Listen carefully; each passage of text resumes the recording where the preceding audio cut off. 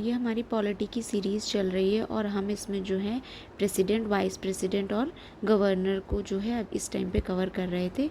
हमने कल इसका कुछ पार्ट कर लिया था, वैकेंसी कैसे क्रिएट होती है इनके ऑफिस में, वहाँ तक। और अब हम जो है आगे प्रिविलेजेस से कंटिन्यू करेंगे। तो प्रिविलेजेस क्या क्या होती हैं, देखो ये प्रेसिडेंट का है और ये गवर्नर का है, ठीक है। तो प्रेसिडेंट में जो है, जो प्रेसिडेंट हैं उनको क्या क्या प्रिविलेजेस मिली हुई हैं, इनको जो है इम्यूनिटी मिली होती है किसी भी प्रकार के अरेस्ट से, अगर इन्होंने कोई भी काम करा है personal liability for official act, मतलब जैसे कि इन्होंने अपने ऑफिस पे रह के जो एज अ प्रेसिडेंट कोई काम किया है तो इनको जो है इम्यूनिटी मिली होती है, उसके खिलाफ जैसे कि अरेस्ट वगैरह नहीं किया जा सकता इनको। क्यों भाई, क्योंकि देखो इसका कहने का मतलब ये है कि जैसे इन्होंने कोई मतलब कोई पर्सनल मतलब उस पोजीशन पे लेकर कोई डिसीजन लिया, उसके कोई नेगेटिव या पॉजिटिव कॉन्सिक्वेंसेस होते हैं तो फिर इनको जो है उसके खिलाफ जो है इम्यूनिटी मिली है भाई, दोषी इनको जो है नहीं ठहराया जाएगा। फिर क्या है, इनको 2 मंथ का नोटिस मिलता है अगर कोई इनके खिलाफ पर्सनल लीगल प्रोसीडिंग को जो है चलाना होता है। फिर क्या है, गवर्नर के बारे में क्या गया, इनको भी जो इम्यूनिटी मिली है same personal liability for official act, और इनको भी जो है 2 महीने का नोटिस दिया जाता है for civil proceeding during term. किसी भी प्रकार की सिविल प्रोसीडिंग्स के लिए इनको जो इनके टर्म के ड्यूरिंग में शुरू करना है तो उसके लिए इनको पहले 2 मंथ का नोटिस दिया जाएगा। यहाँ पे क्या है, पर्सनल लीगल प्रोसीडिंग्स के लिए, ठीक है। फिर क्या है, एग्जीक्यूटिव पावर को लेकर क्या क्या है भाई यहाँ पे provisions, all executive action taken in his name, जितने भी एग्जीक्यूटिव जो एक्शन है गवर्नमेंट द्वारा जो लिए जाते हैं वो इन्हीं के नाम पर लिए जाते हैं। मेक रूल्स, क्योंकि भाई देखो फाइनल एसेंट तो भाई इन्हीं का होता है ना हर चीज़ पे, तो इन्हीं के नाम पर जो है एग्जीक्यूटिव एक्शन जो होते हैं वो सारे इन्हीं के नाम पर होते हैं। Makes rule for authenticating order and for business transaction of the union requires PM to submit matter for council of minister consideration. क्या कहा गया है कि भाई ये जो है रूल बनाते हैं जो ऑथेंटिकेशन ऑफ ऑर्डर है and for the business transaction, किसी भी जो ऑथेंटिकेट करना है किसी ऑर्डर को, ठीक है, फाइनल ऑथेंटिकेशन करना है किसी से लेके किसी चीज ऑर्डर को ऑथेंटिकेट करना है, तो उस केसेस में क्या है जो बिजनेस, और देखो यहाँ पे क्या कहा गया है कि ये जो है रूल्स बनाते हैं किसी भी ऑर्डर को ऑथेंटिकेट करने के लिए, ठीक है। और दूसरी बात क्या दी गई है कि भाई जो ये जो यूनियन होता है और जो जैसे काउंसिल ऑफ यूनियन के अंदर जो काउंसिल ऑफ मिनिस्टर और जो पीएम होते हैं, ठीक है, तो इनके बीच में जो बिजनेस ट्रांजेक्शन होते हैं ना, तो उसको जो एक तरीके से उसके लिए भी जो रूल्स बनाता है वो प्रेसिडेंट ही बनाता है। और जो भी जो इनके द्वारा जो काउंसिल ऑफ मिनिस्टर के द्वारा जो भी डिसीजन लिया जाता है तो वो पीएम द्वारा जो है सबमिट किया जाता है मैटर प्रेसिडेंट के सामने कंसिडरेशन के लिए, ठीक है। फिर अपॉइंट्स कमीशन फॉर जो एससी शेड्यूल कास्ट से रिलेटेड कमीशन है, शेड्यूल ट्राइब का है, ओबीसी का है, इससे जो इसके जो कमीशंस हैं उनका अपॉइंटमेंट भी इनके द्वारा ही किया जाता है, ठीक है। फिर क्या है, अपॉइंट इंटर स्टेट काउंसिल के जो एक तरीके से जो हेड वगैरह होते हैं, और यूटी के जो एडमिनिस्ट्रेटर होते हैं इनको भी यही अपॉइंट करते हैं, पीएम को भी यही अपॉइंट करते हैं, मिनिस्टर्स को, अटॉर्नी जनरल को, कंट्रोलर एंड ऑडिटर जनरल को, ठीक है, और सीईसी जो सेंट्रल चीफ इलेक्शन कमीशन होते हैं, इन सब का जो अपॉइंटमेंट है वो प्रेसिडेंट के द्वारा भी किया जाता है। और अदर्स इलेक्शन कमिश्नर जो होते हैं, गवर्नर होते हैं, चेयरपर्सन ऑफ कमीशंस होते हैं, यूटी के एडमिनिस्ट्रेटर होते हैं, इन सब का जो है इलेक्शन जो एक तरीके से अपॉइंटमेंट जो है वो प्रेसिडेंट ही करते हैं। फिर किसी भी एरिया को जो है शेड्यूल एरिया अगर डिक्लेयर करना है वो भी जो है प्रेसिडेंट के द्वारा ही किया जाता है। फिर गवर्नर के केस में क्या है, जो एग्जीक्यूटिव एक्शंस लिए जाते हैं इन हिज नेम, अपॉइंट की state official such as members of state finance commission और स्टेट जो पब्लिक सर्विस कमीशन से रिलेटेड होते हैं जैसे, तो इन जो स्टेट के जो एग्जीक्यूटिव एक्शन है वो सारे जो हैं इनके नाम पर लिए जाते हैं, ठीक है। और क्या है, ये भी उसी तरीके से अपॉइंट अपॉइंटमेंट करते हैं कि जो ऑफिशियल्स हैं जो स्टेट में बिलोंग करते हैं, ठीक है, जैसे कि मेंबर ऑफ स्टेट फाइनेंस हो गए कमीशन के, या फिर जो स्टेट पब्लिक सर्विस कमीशन है उसके जो मेंबर वगैरह हो गए, उनका जो है जो अपॉइंटमेंट है वो इन्हीं के द्वारा किया जाता है। देखो यहाँ पे जो फिर क्या है, हाँ, एडमिनिस्ट्रेटर जो होते हैं यूनियन टेरिटरी के, उनका अपॉइंटमेंट जो इन्हीं के द्वारा किया जाता है, ठीक है।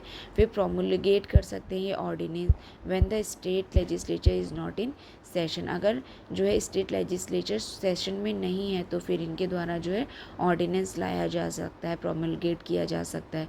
ये अपॉइंट कर सकते हैं एडमिनिस्ट्रेटर को यूटी अंडर हिज कंट्रोल, ठीक है। जो यूटीज़ के एडमिनिस्ट्रेटर होते हैं उनका जो है अपॉइंटमेंट जो है इनके अंडर में ही होता है। फिर लेजिस्लेटिव पावर क्या है भाई, ये इंटीग्रल पार्ट होती हैं मतलब पार्लियामेंट का।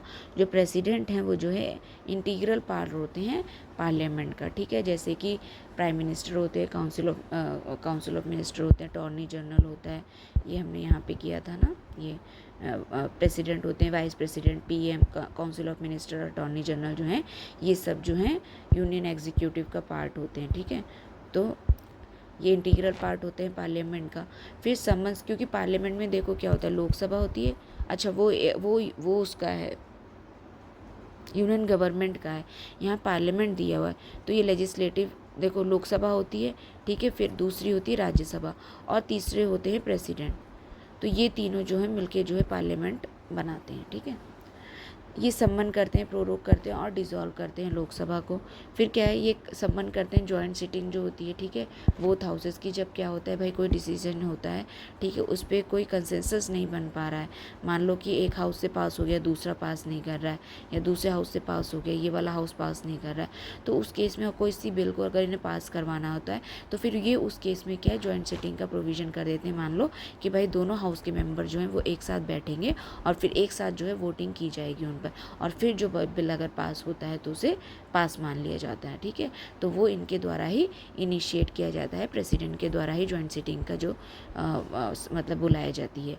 फिर क्या कहा गया है कि यही एड्रेस करते हैं पार्लियामेंट को at the start of each year and after general election. मतलब जब भी क्या कहते हैं पार्लियामेंट क्या होता है, जैसे कि हर साल जब पहला सेशन बैठता है, ठीक है, जैसे कि अभी दिसंबर में हो गया, फिर जब बजट सेशन आने वाला होता है तो वो वहाँ से न्यू ईयर वाला जो स्टार्ट होता है, ठीक है। तो नया साल का जो पहला सेशन होता है, नए साल का इन द सेंस जो गवर्नमेंट का नया साल का जो पहला सेशन होता है, खासकर ये बजट सेशन के पहले का जो सेशन होता है उसको भी बोला जाता है। तो उस टाइम पे क्या होता है, ये पार्लियामेंट को एड्रेस करते हैं, ठीक है। मतलब कि मतलब गवर्नमेंट की नीति वगैरह के बारे में जो उन्होंने अब तक काम किया उसके बारे में बताते हैं। और कोई भी जो भी जनरल इलेक्शन होते हैं, ठीक है, उसके बाद जो नई गवर्नमेंट चुन के आया या जो भी गवर्नमेंट होती है तो उसका जो नया हुआ है कार्यकाल शुरू, उसका जो पहला सेशन होता है उसको भी ये एड्रेस करते हैं। तो यहाँ पे दो तरीके का हो गया, क्या, पहला जब ये हर साल का जो नया सेशन होता है उसको जो है एड्रेस किया जाता है इनकी तरह, और दूसरा क्या, जब भी कोई नया मतलब कि जो 5 साल के बाद नई गवर्नमेंट चुन के आता है या फिर जो नया टेन्योर शुरू हो रहा होता है गवर्नमेंट का, उसमें भी जो है ये क्या कहते मतलब वो एड्रेस करते हैं उसको पार्लियामेंट को, ठीक है। फिर क्या करते हैं, ये सेंड करते हैं messages to the parliament on bill और अदर इश्यूज़ पे। जैसे कि कोई मैसेज देना है पार्लियामेंट को किसी बिल और अदर मैटर इश्यूज़ से रिलेटेड, तो वो भी प्रेसिडेंट के द्वारा किया जाता है। फिर कुछ बिल्स ऐसे होते हैं जिसके लिए इनकी जो है प्रायर परमिशन की ज़रूरत होती है, जैसे मनी बिल वगैरह हो गए, उसके लिए भाई इनकी पहले प्रायर परमिशन ज़रूरी होती है, ठीक है। फिर क्या है कि नॉमिनेट करते हैं ये 12 member to the Rajya Sabha and use to nominate 2 member जो लोकसभा है जो कि एंग्लो इंडियंस मेंबर होते थे, जो कि 2020 में फिर तब तक किए जाते थे, उसके बाद जो है ये प्रोविज़न हटा दिया गया है। मतलब ये जो है 12 मेंबर जो हैं राज्यसभा में वो नॉमिनेट किए जाते हैं, वो प्रेसिडेंट के द्वारा किए जाते हैं। और पहले मतलब 2020 तक जो है 2 जो है एंग्लो इंडियंस के जो मेंबर होते थे, बिलोंग करते थे, वो जो है राज्यसभा में भी एक तरीके से नॉमिनेट किए जाते थे। लेकिन अब इनका जो है 2020 के बाद से इनको जो है ये वाला प्रोविज़न ख़त्म कर दिया गया। फिर प्रोमलगेट करते हैं ordinance approved within 6 week. मतलब ये जो है अगर ज़रूरत पड़ती है तो ये ऑर्डिनेंस को भी प्रोमulgate कर सकते हैं, ठीक है, नीड के अकॉर्डिंग।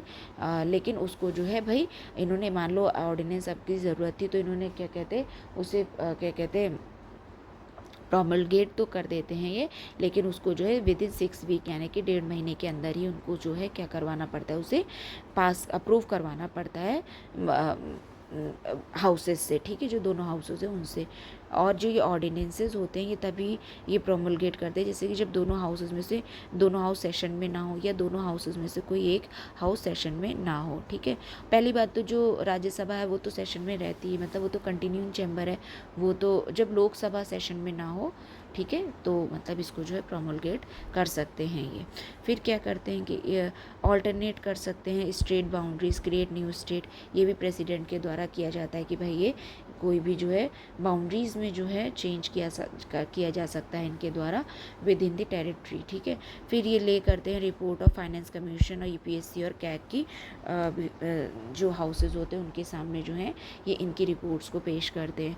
फिर डिसीजन जो है एमपी के डिस्क्वालिफिकेशन, जो मिनिस्टर ऑफ पार्लियामेंट होते हैं उनके डिस्क्वालिफिकेशन से रिलेटेड जो डिसीजन है वो प्रेसिडेंट के द्वारा ही लिया जाता है।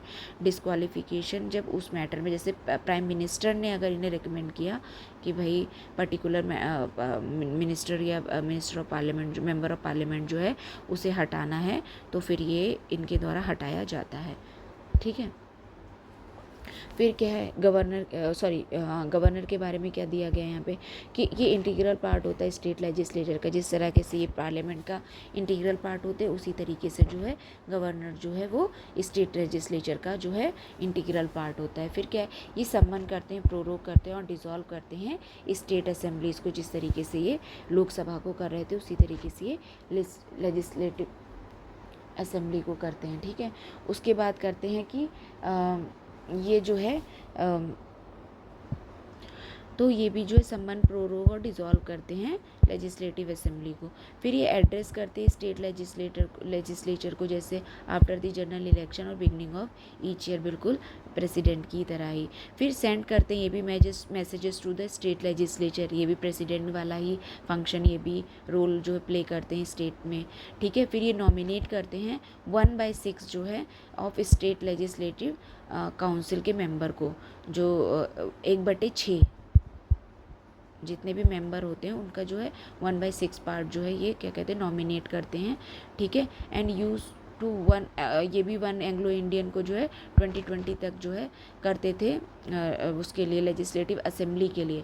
ये 1/6 जो होते हैं ये लेजिस्लेटिव काउंसिल में करते हैं, और जो एंग्लो इंडियन थे वो उसको जो है लेजिस्लेटिव असेंबली में किया जाता था, जिसका अब जो है जिसको हटा दिया गया है, ठीक है। अब नहीं होते हैं कोई भी एंग्लो इंडियन का नॉमिनेशन।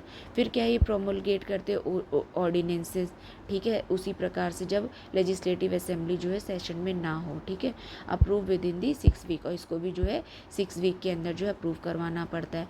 फिर ये करते हैं लेज रिपोर्ट करते हैं finance commission, SPSC state public service commission और कैग की, ये जो दोनों हाउसेज होते हैं उनके सामने एक तरीके से। फिर decision on disqualification of MLA जो है इनके द्वारा ही लिया जाता है। फिर फाइनेंशियल पावर क्या होती हैं, प्रायर रिकमेंडेशन चाहिए होता है मनी बिल को लेकर, डिमांड फॉर ग्रांट्स को लेकर, ठीक है। इनकी जो है फाइनेंशियल मैटर में इनकी पावर होती है कि प्रेसिडेंट से जो है मनी बिल और डिमांड फॉर ग्रांट के लिए जो इनसे पहले प्रायर परमिशन लेनी पड़ती है। फिर जो एनुअल फाइनेंशियल स्टेटमेंट है जिसे हम बजट भी कहते हैं, उसको जो है ये दोनों हाउसेस के सामने जो है ले करते हैं। फिर constitute finance commission every 5 year, ये जो है फाइनेंस कमीशन जो होता है उसका गठन करते हैं हर 5 साल में, ठीक है। ये भी प्रेसिडेंट के द्वारा ही किया जाता है। फिर advances from contingency fund of India, जो एडवांसेस निकाले जाते हैं कंटिजेंसी फंड से, उसको जो है इंडिया के जो कंटिजेंसी फंड है उसमें से निकालने के लिए जो है इनसे जो है उसके लिए भी इनसे एक तरीके से परमिशन की ज़रूरत पड़ती है। फिर यही निकालते हैं, मतलब यही अलाउ करते हैं, तभी उसको यूज़ किया जाता है, ठीक है। फिर क्या है, इसमें गवर्नर को क्या है, ये भी जो है मनी बिल और डिमांड फॉर ग्रांट के लिए इससे परमिशन लेनी पड़ती है पहले, ठीक है। फिर ये भी जो है बजट्स वगैरह को जो है दोनों हाउसेस के सामने रखते हैं। ये फाइनेंस कमीशन जो स्टेट का होता है उसको हर 5 साल में जो है कॉन्स्टिट्यूट करते हैं। फिर ये भी make advances from the contingency fund of state से, ठीक है। कंटिजेंसी फ़ंड क्या होता है, जैसे कोई अनफोर्सीन कंडीशन आ जाती है उस टाइम पर, मान लो कोई डिज़ास्टर आ गया या कोई ऐसी सिचुएशन है, ठीक है, उस टाइम पे जो पैसे की ज़रूरत पड़ती है तो उसमें से जो निकालने के लिए जो है प्रेसिडेंट की परमिशन चाहिए होती है। और एक बात कि जो कंटिजेंसी फ़ंड है इसमें जो है सरकार द्वारा ही पैसा उसमें डाला जाता है, ठीक है। पहले वो कुछ जो है अमाउंट उसमें डिपॉजिट करते रहते हैं, फिर उसके बाद जब ज़रूरत पड़ती है तो ये उसमें से ये एक तरीके से इनकी सेविंग की तरह समझ लीजिए जो कंटिजेंसी फ़ंड होता है। फिर जुडिशियल पावर क्या है भाई, जुडिशियल पावर से रिलेटेड क्या क्या प्रेसिडेंट और गवर्नर की प्रोविजंस हैं। ये जो है क्या कहते हैं, अपॉइंट करते हैं chief justice of India, supreme court के जजेस और हाई कोर्ट के जजेस को, कौन, प्रेसिडेंट। फिर ये सीख करते हैं सुप्रीम कोर्ट के जो जज होते हैं उनकी एडवाइजरी ओपिनियन जो नॉन बाइंडिंग, जो कि मतलब कि किसी कोई ऐसा मैटर आ जाता है तो ये एडवाइजरी ओपिनियन जो है लेते हैं, लेकिन वो जो है बाइंडिंग नहीं होती, ठीक है, वो सिर्फ एडवाइस की तरह होती है, माने या ना माने वो प्रेसिडेंट के ऊपर है। फिर ये ग्रांट करते हैं पार्डन, रिप्रीव, रिस्पाइट, रिमिशन और commutation of punishment for union law offences, court martial sentences and death sentences. ये जो है पार्डन, रिप्राइव, रिस्पाइट, रिमिशन और कम्यूटेशन, इसको अभी हम आगे जो है मतलब डिटेल में करेंगे। अभी आप ये समझ लीजिए कि ये जो है इन्हीं के द्वारा किया जाता है, ठीक है।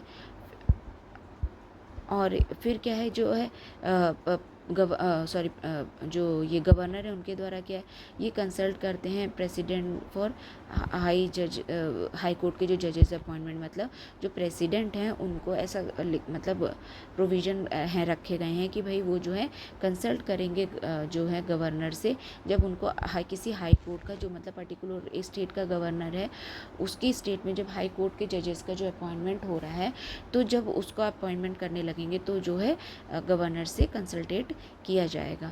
लेकिन ये नेसेसरली नहीं है, बहुत जगह करते हैं बहुत जगह नहीं करते हैं, ये डिपेंड करता है, ठीक है, मगर ऐसा प्रोविज़न दे रखा है कि भाई करना चाहिए।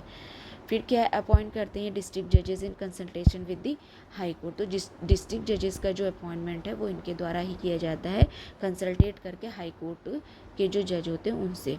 फिर क्या है, ग्रांट करते हैं ये भी पार्डन, रिप्राइव, रिस्पाइट, रिमिशन और कम्यूटेशन। देखो ये डेथ सेंटेंस का नहीं करते हैं, ये कोर्ट मार्शल नहीं करते हैं, ठीक है, ये जो है पार्डन, रिप्रीव, रिस्पाइट, रिमिशन और कम्यूटेशन करते हैं। Punishment for the offences under state law में जो भी पनिशमेंट मतलब स्टेट लॉ के जो ब्रीच के लिए जो भी पनिशमेंट मिली है उसके केसेस में ये करते हैं, ठीक है।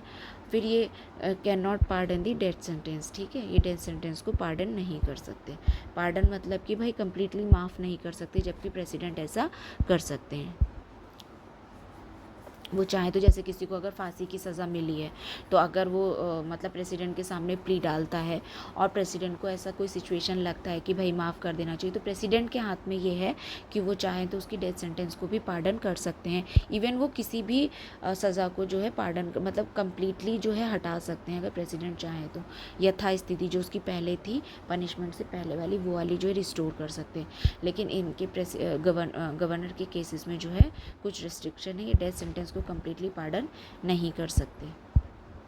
फिर क्या डिप्लोमेटिक पावर क्या है भाई प्रेसिडेंट और गवर्नर की, जो डिप्लोमेटिक पावर है क्या है, ये नेगोशिएट करते हैं, कंक्लूड करते हैं international treaties subject to parliamentary approval. भाई ये जो प्रेसिडेंट के द्वारा ही जो है इंटरनेशनल ट्रीटी वगैरह जो है इसको नेगोशिएट और कंक्लूड किया जाता है, लेकिन भाई ये है कि भाई वो जो है पार्लियामेंट का अप्रूवल भी नेसेसरी होता है। फिर ये रिप्रेजेंट करते हैं इंडिया को इंटरनेशनल फोरम्स, और जो कि सेंड और रिसीव करते हैं डिप्लोमेट्स को, तो वहाँ पर जो है प्रेसिडेंट जो है हमारे इंडिया को रिप्रेजेंट करते हैं, ठीक है। इनके पास कोई डिप्लोमेटिक पावर नहीं होती, ये विद इन टेरिटरी वाला ही मतलब स्टेट की जो टेरिटरी है उसी से रिलेटेड जो इनके पास पावर होती हैं, इंटरनेशनल वगैरह जो डिप्लोमेटिक पावर है वो ये इनके पास गवर्नर के पास नहीं होती। मिलिट्री पावर क्या होती है भाई, जो प्रेसिडेंट होता है वो सुप्रीम कमांडर होता है इंडियाज़ डिफेंस फोर्सेस का जो होता है, मतलब जो तीनों विंग होते हैं एयरफोर्स और नेवी और जो हमारी टेरिटोरियल जो नॉर्मल आर्मी होती है, इसका मतलब जो तो आर्मी, एयरफोर्स और नेवी के तीनों के सुप्रीम कमांडर होते हैं वो प्रेसिडेंट होते हैं। ये अपॉइंट कर दे आर्मी, नेवी और एयरफोर्स के जो चीफ होते हैं उनका। फिर can declare war peace subject to the parliament's approval, और ये किसी के खिलाफ, जैसे कि मान लो किसी ऐसी कोई सिचुएशन आती है तो ये वॉर को डिक्लेयर कर सकते हैं किसी देश के खिलाफ, किसी कंट्री के खिलाफ, ठीक है। और पीस को भी डिक्लेयर कर सकते हैं, कहीं पे वॉर चल रही है तो पीस को भी डिक्लेयर कर सकते हैं। ये जो है इन्हीं के द्वारा किया जाता है, लेकिन उसमें भी पार्लियामेंट का अप्रूवल जो है नेसेसरी होता है। फिर नो मिलिट्री पावर्स, इनके पास किसी भी प्रकार की मिलिट्री पावर नहीं होती है। किसके पास? गवर्नर के पास कोई भी मिलिट्री पावर नहीं होती। इमरजेंसी से प्रोविजंस क्या, इमरजेंसी रिलेटेड भाई डिक्लेयर करते हैं नेशनल इमरजेंसी कौन? प्रेसिडेंट के द्वारा ही डिक्लेयर किया जाता है। प्रेसिडेंट रूल जो है इनके द्वारा लगाया जा सकता है अंडर आर्टिकल 356 और 365, और जो नेशनल इमरजेंसी है वो 352 के अंडर। फिर फाइनेंशियल इमरजेंसी भी इनके द्वारा जो है लगाई जाती है अंडर आर्टिकल 360। लेकिन जो यहाँ पे है गवर्नर का क्या है? He can submit report to the president regarding the imposition of president rule. भाई ये क्या है? किसी बात को अगर मान लो कि कॉन्स्टिट्यूशन के हिसाब से अगर जो स्टेट जो गवर्नमेंट है वो काम नहीं कर रही है, तो भाई प्रेसिडेंट को ऐसा गवर्नर को ऐसा लगता है कि जो ये मतलब किसी प्रकार का अगेंस्ट में चल रहे हैं, तो फिर वो जो है प्रेसिडेंट रूल लगाने के लिए रिकमेंड कर सकते हैं प्रेसिडेंट को, या रिपोर्ट सबमिट कर सकते हैं कि इस बेसिस पे आप प्रेसिडेंट रूल इम्पोज कर सकते, मतलब ये एक तरीके की रिपोर्ट पेश कर देते हैं उनको। फिर प्रेसिडेंट डिसाइड करते हैं कि वहाँ पे प्रेसिडेंट रूल लगाना है या नहीं लगाना है। तो ये अब तक हमने कर लिया था। फिर ये वीटो पावर से जो है हम ये कल नेक्स्ट वीडियो में हम इसको कवर करेंगे, ठीक है। अभी के लिए थैंक यू।